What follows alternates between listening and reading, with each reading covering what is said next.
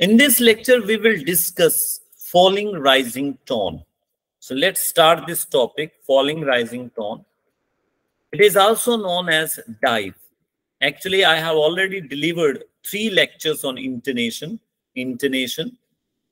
rules of falling tone, rising tone. This is 4th lecture on intonation, that is falling rising tone. हमने कब लगानी है? So let's start this topic. पहला rule ये है, with commands containing only one important word. मैंने अपने दूसरे लेक्चर में जिसमें फॉलिंग टोन करवाया था उसमें बताया था कि जब हम कमांड देते हैं तो हम फॉलिंग टोन लगाते हैं.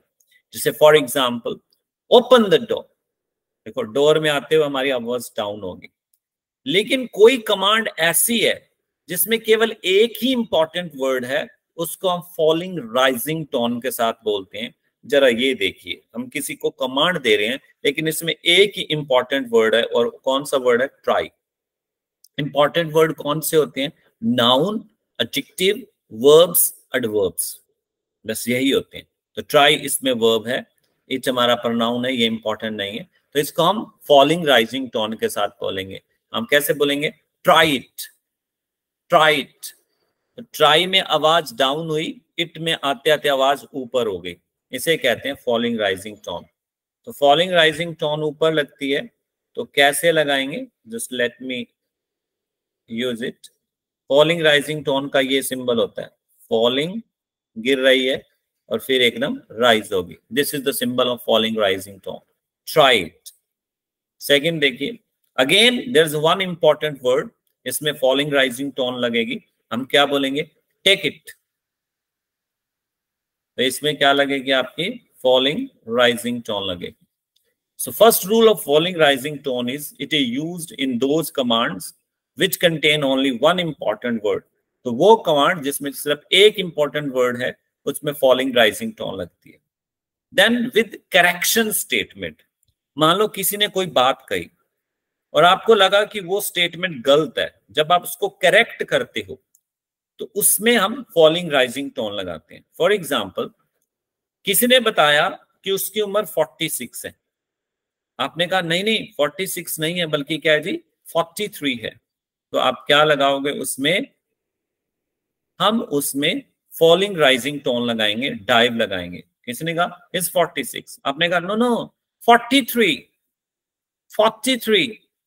तो आप उसमें क्या लगाओगे? फॉलिंग राइजिंग टोन लगाओगे. ओके, 43. नेक्स्ट किसने कहा आई राइट विद ए पेंसिल. आपने उसको करेक्ट कहा नो नो नो, आप पेंसिल के साथ नहीं लिखते, आप किसके साथ लिखते हो? पेन के साथ. तो आप क्या लगाओगे? फॉलिंग राइजिंग टोन लगाओगे. आप क्या कहोगे? You write with the pen.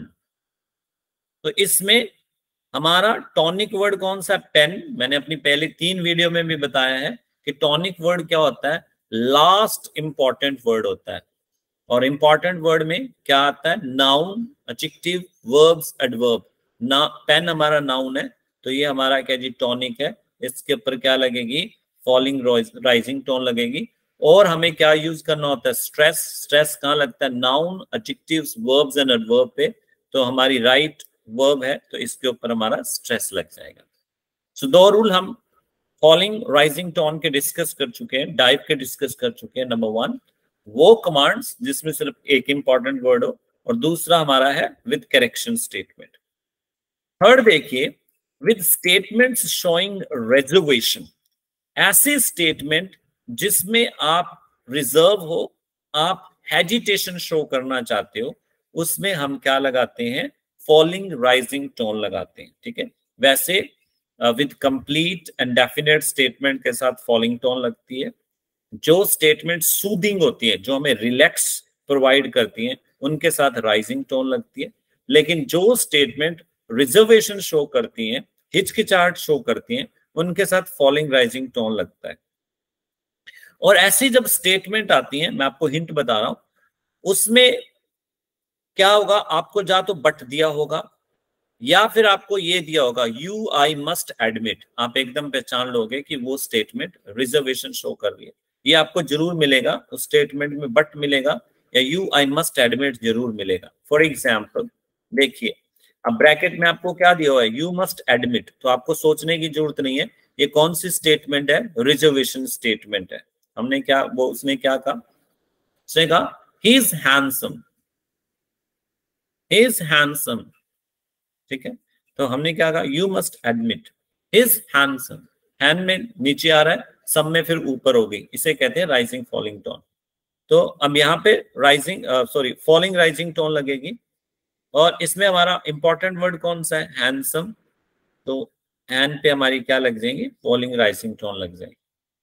एक और एग्जांपल लीजिए, फिर देखो बट आ गया, तो ये आपको ब्रैकेट में दिया होगा, you must admit, I must admit, but I don't trust him. तो अगर ऐसी स्टेटमेंट आपको दी हुई है तो उसमें आपको फॉलिंग राइजिंग टोन लगाना है। रियल लाइफ में भी हम क्या कहेंगे, is helpful, is helpful.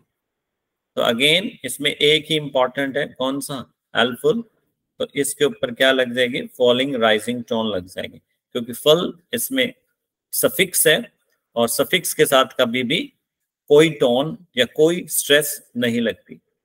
Fourth rule है विद इनकम्प्लीट स्टेटमेंट, अगर आपको कोई अधूरी स्टेटमेंट दी हुई है तो उसमें भी फॉलिंग राइजिंग टोन या डाइव लगती है। फॉर एग्जाम्पल, अगर आपके एग्जाम में ऐसे आ जाता है, I looked at her and recognized her at once, तो इसका मतलब ब्रैकेट में हमें दे रखा है कि इसके बाद ये आना है, and recognized her at once इसका मतलब ये इसके आगे आएगा, इसका मतलब ये स्टेटमेंट पूरी नहीं है। तो ये आपको ब्रैकेट में जरूर दिया होगा, हाफ पार्ट आपको ब्रैकेट में मिलेगा। अब हाफ पार्ट आपको ब्रैकेट में मिलता है, इसका मतलब अधूरी स्टेटमेंट मानना है, और फिर उसमें क्या लगाना है, हमने राइजिंग फॉलिंग राइजिंग टोन लगानी है। एट प्रेपोजिशन है, कुछ नहीं लगता, हर प्रनाउन है, कुछ नहीं लगता। हमारी जो टोन और जो स्ट्रेस है वो किस पे लगती है, एडजेक्टिव्स, वर्ब्स, नाउन और एडवर्ब्स पे। तो इसमें हमारा इंपॉर्टेंट वर्ड कौन सा है, लुक, तो इसके ऊपर क्या लग जाएगी, फॉलिंग राइजिंग टोन लग जाएगी।